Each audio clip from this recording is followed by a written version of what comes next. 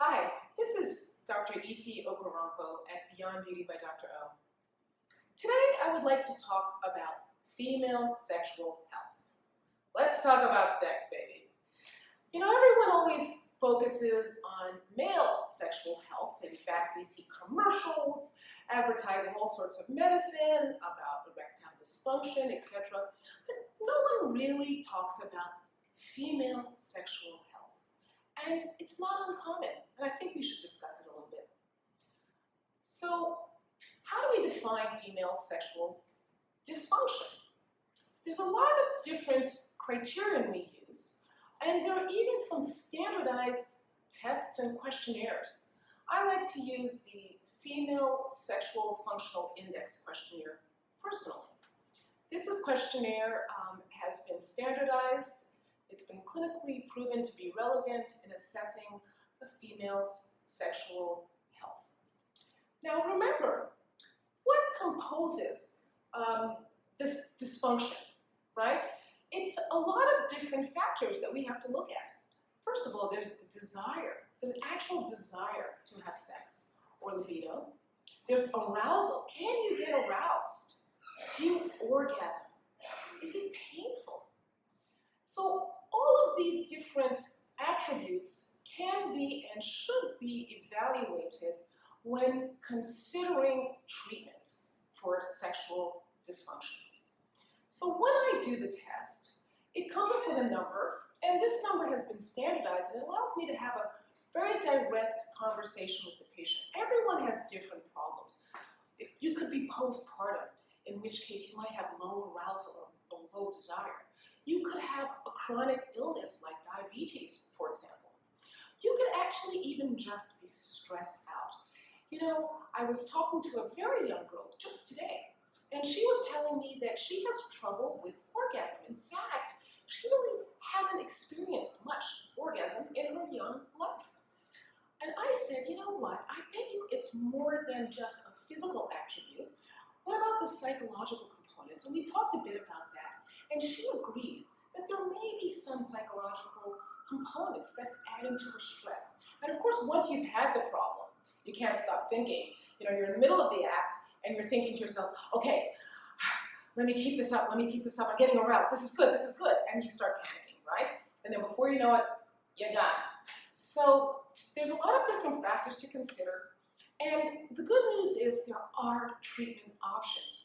Obviously, therapy is useful, talking about it, even identifying, hey, you know what, I actually may be stressed, or you know what, I might be superimposing my religious, doctrines that I was taught as a child, and that might be limiting me, etc. So that's one easy way. In terms of arousal or sensation, you know, we can actually introduce regenerative medicine to help increase sensitivity. Now, again, I want to remind you, and many of you already know, a lot of regenerative medicine is not an FDA-approved procedures. So I'm talking about things like PRP, platelet-rich plasma. If you've looked at my other videos, you might already know that platelets are those cells in your blood that help to orchestrate healing. They're the ones that call on your stem cells to help you grow things. In health, you can grow more healthy tissue. And in sickness, you can help recover injured tissue. So getting back to the female body, we can use PRP into the vagina itself. We can actually encourage growth in the vaginal wall. Some people have what they call atrophy, which is a wasting away of the vaginal lining. This might result in painful sex or lack of lubrication. Sometimes people have arousal difficulty. So in your clitoris, you might not really feel it so well. Some say that PRP can really help to actually even grow your nerve endings. And funnily enough, as a complete side note, a lot of people who do PRP, also known as the O shot, people know about vampire facials. Well, the person who did the vampire facial also coined the term O shot for this type of injection. And funnily enough, people who do this injection say that it actually even helps them with urinary incontinence. We don't fully understand that other than knowing that right next door to the vaginal lining are a group of nerves that are responsible for incontinence. Anywho, back to sex. So we can use regenerative techniques to help. But guess what? And I want you to come closer so you fully understand, because this is huge. There is a new female medicine to help with all of this. Yes, and I'm going to show it to you here. It's called Vyleesi. Vyleesi. Can you see that? Can you read that? Can you write it down? All right.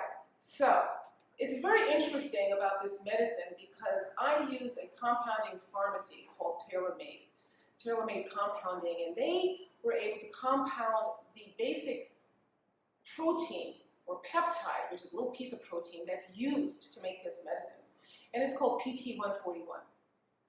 So I had a patient who had very low arousal, and I gave her Vyleesi.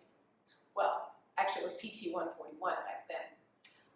This was even before this medicine came out. And she tells me, and I quote, I had sex for 9 hours. She said the orgasms were amazing. She and her husband had a great time. So this medicine is extremely effective. And Vyleesi is brand new.